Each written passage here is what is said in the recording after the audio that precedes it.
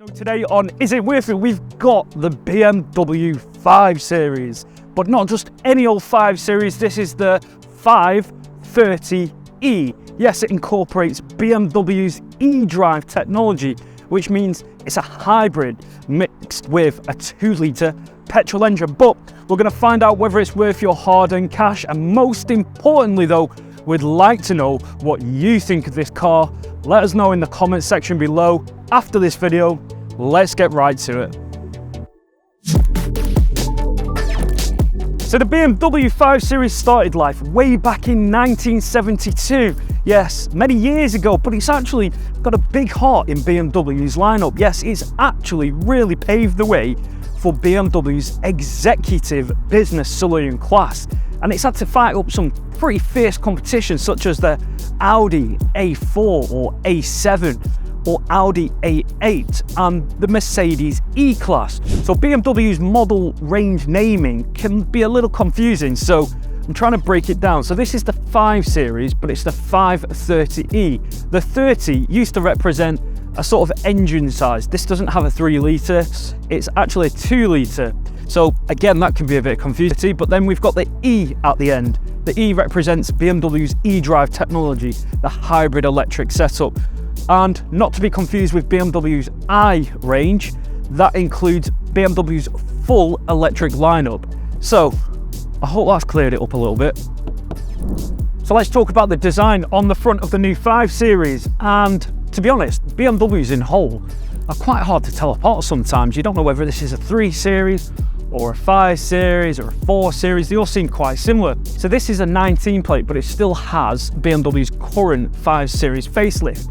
Next year, they will be bringing out a new 5 Series. Now, looking at BMW's new design language, that may be a problem because of that contentious, big kidney grille. To be honest, it can be quite garish. So if you prefer this model, you can still get it. So let's have a look at the engine. So this isn't a straight 6 that BMW are usually famous for. No, they stuck with a 2-litre petrol. And it's got the eDrive logo on as well, just to signify it's a hybrid. It's got the eDrive technology, but also you get some nice strut braces here to hold the engine together, so it's going to be nice and rigid. So let's have a look at the side, and first off I want to touch on this beautiful Xirallic silver paint. It also, in the sun, shows up as this crystallized diamond effect, so it sparkles in the sun. It's actually really nice. So this 530e comes with 18-inch bespoke silver alloy wheels, and also it's encased with the BMW logo in the middle with the light blue highlight to show that it's the hybrid setup. Confusingly though, I think it's kind of confused with its identity. It's got the I logo on as well, which also shows BMW's full electric range. But this isn't full electric, this is the hybrid. Inside here, you've got a chrome detailing here, which actually does serve a purpose as well. You've got an intake there to help with aerodynamics, so air will push through here on the wheel arch, just around the tyre and back here. There's no sunroof with this, it's just very business-like with some chrome detailing all around here. So this is a 5-door luxury saloon. So with this being the plug-in hybrid, you've got the eDrive logo on the side and an extra flap to put your fuel in. On the other side though, you would have the plug-in hybrid section where you'd use the charger and plug it in. You've also got BMW's famous shark fin at the top as well. So let's take a look at the rear, and first off you'll notice with this load lip boot, it's quite short-faced, it just cuts off straight here. It's a lot different to the front where it's quite long with the engine, but this has got more like a lower end, sportier style and feel. I quite like it actually. And of course you've got BMW's LED lighting, wraparound LEDs at the bottom, and a 2-tip exhaust at the back as well. The boot is electronic tailgate, and I'll show you here. So the entrance to the boot is quite wide, but it's low and it's long inside as well. So if you're trying to get items in and trying to just place them in, you'll have to hunker them down and make sure they can fit quite low into the boot. But like I said, it is dead long inside.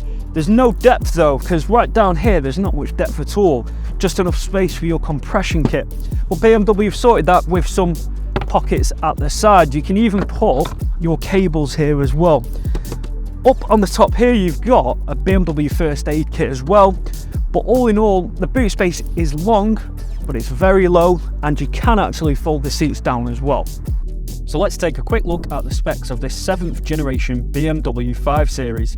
It's codenamed the G30 and it's the full plug-in electric hybrid version of the 5 Series. The 530e we have is the SE entry-level trim, which gives 18-inch alloy wheels and is finished in Sophisto Grey Silver with chrome shadow trim. The 530e is equipped with a 2-litre 4-cylinder inline-4 turbocharged petrol engine. The hybrid setup features a 78 kilowatt motor and is powered by a 12 kilowatt battery. These are both driven by an 8-speed sport automatic gearbox with gear shift paddles that both drive the rear wheels. The combined power output from both the electric motor and petrol engine comes to 248 brake horsepower, 420 Nm of torque, a 0 to 60 time of 5.9 seconds, and a top speed of 146 miles per hour. Charging times for the plug-in hybrid range from 3 to 3.5 hours for the electric motor. So what's the interior like inside the 5 Series? First off, I just want to touch on the premium materials you've got in the cabin. Along here from the door cards all the way along the dash, you've got this very nice rugged rubber effect. It's quite spongy actually, but firm to the touch. Also incorporated on the dash is a very nice mix of gloss, smooth alloy effect. It's very nice. You get that mixed in with some piano black gloss. It's really nice and it bodes well with the mix between the two here. I feel BMW get the interior mix quite right in terms of materials. Audi, for example, just seem to overdo it with a black gloss. But yeah, on this, it's very nice. In the centre though, you've got a 10-inch touchscreen. It incorporates BMW's iDrive, which is probably one of the best on the market, where you can use Apple CarPlay but no support for your Android Auto. But you can use the iDrive wheel at the bottom here, so you don't need to use a touchscreen, but also the controls are incorporated on the steering wheel as well. Just before we move on, in the middle here, as you can see just along the lines, you've got a very nice ambient LED strip which goes through all around the cabin, and at night it really does look quite impressive, and it's this dark royal blue colour, probably to signify that you've gone for the electric 5 Series. You've got very nice Dakota black leather with some nice white stitching imprinted onto the side. These seats are very comfortable and the customization on these seats are brilliant. You can really adjust your height. It's all electric and you can move it in which direction you'd please, really. The premium feel continues all the way just in the middle cabin here, where you've got enough space to put a phone, so it's not very deep in the middle compartment. Along the middle console here, you've got your gear selector switch, which I do have to say is very satisfying to pop into drive.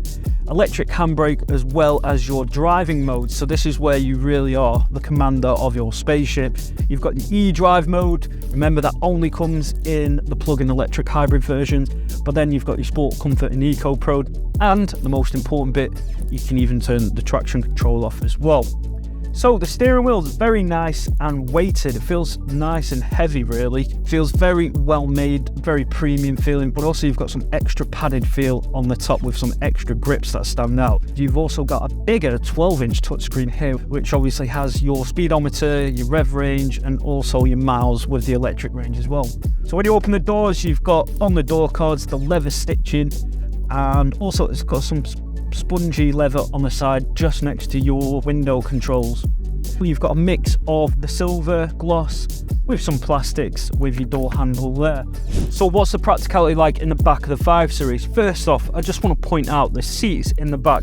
Yes, it's seats 3, but the leather, this black Dakota leather looks very nice and it feels quite firm though. To be honest, if you've got a bad back, this would be perfect. You just feel very upright and straight. There's not much lenience with or cushion padding with the leather seats at the back. You've got your Isofix stowaway clips there, and you've got an armrest which opens up for your cup holders here as well. Fold that back in. There is no ski hatch, so you can't get through the back. Legroom is pretty decent, to be honest. And the only issue is it's plastic here on the side, but you do get some grooves for your knees where your kneecaps would be to silhouette your knees. In the middle, there isn't much space. There's actually a really big transmission tunnel in the way, so the person in the middle will have to put the legs either side. And in the back though, it's not as premium feeling as I would have expected. You do get some touch sensitive lights, which are very nice, but there's no digital display here in the back. It's just very basic. There's a 12-volt socket, 2 shelves, which you can't really fit much on, and some very basic swirl controls for your events. The only cool thing is you've got the LED blue strip in the back, a hook there to put your suits on, and a hook up here as well. So tell we've got the businessman or woman in mind for this executive business saloon. Let's pop it into electric only mode. This is the 8-speed automatic. Shouldn't just go off like any normal electric car, yeah. Absolutely silent. The good thing about the full plug-in hybrids is you don't have to go full electric car these days. You can still do the hybrids. And I know a lot of people say, oh, that'll defeat the object. Well, no, it doesn't, because the infrastructure just isn't there yet for full electric cars, especially if you're doing full motorway journeys. The hybrid setup for me, if you were driving a business saloon car, would be the hybrid, because then you don't have to worry about range anxiety. You've got the full electric mode, which works perfect, and then you've got the petrol engine as well to back you up. Even in the petrol mode, it's very quiet. I think BMW have done a great job. It switches seamlessly, and sometimes you're actually having to check what mode you're in. Am I in petrol? Am I using the engine? Am I using the electric only? I prefer a hybrid that you wouldn't really know the difference. Now, the driving modes are quite clever with the 530e. Not only do you have Sport, Comfort and Eco Pro, you've actually got some dedicated electric only driving modes. So you've got full edrive, which will just give you full power sent to the rear wheel just on the electric motor, so you can drive it in full electric. And also you've got battery conserve mode, where you can actually indicate where you'd like, if you're going on a long journey, where you'd like the electric to kick in. And of course you've got here auto, where it will just give you a bit of both, some of the petrol engine and some of the battery. And also you can even see on the map where the electric engine will be cutting in and when it will be cutting out. So it just shows it's got maximum efficiency at heart with this 5 Series. It's probably not the sports saloon that you'd maybe thinking it will be. You're probably best off with an M5 for that. But the 530e, the delivery is great. There's enough power there, sends all the power to the rear wheels. The steering in the 5 Series seems very well weighted, and I do like the big steering wheels you get in BMWs as well. Even though this is meant to be for long journeys, you can sort of feel a little bit engaged with the driving in relation to the suspension. It's not amazingly soft, but it's not amazingly firm either. You can actually firm it a little bit more with the sport mode. So setting off at junctions or roundabouts, it's really good because you get that instantaneous torque that you get with an electric car. The amount of customization in the 5 Series is good as well. You can adjust the steering column with the automatic switch, but also your seats as well. The driving position's pretty good, and the visibility, it's a little annoying with this A-pillar, but if you push yourself a little forward, you kind of just move in front of that and it doesn't seem to bother you as much. Visibility through the back's great. You do sit quite low in this 5 Series, it has to be said.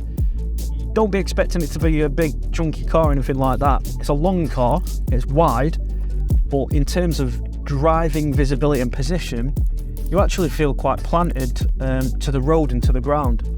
It needs to be said though, you do need to charge the battery up fully to really get the most out of the electric mode. If you don't charge it fully, which will take about 3 hours to do so, you won't be able to take full advantage of the full electric mode. It will just kick in now and again. So let's wrap up this video review on the BMW 530e. Yes, the plug-in electric hybrid version of the 5 Series, and I've been driving it around all day, and it's a luxury motorway cruiser. It eats up long journeys for fun. The way the petrol and the electric motor work together harmoniously is great, and it is quite hard at times to distinguish between which mode you're in. However, to really get full use of that hybrid electric only mode, you do need to give it a full charge. You're probably looking at charging this every 1 to 2 days.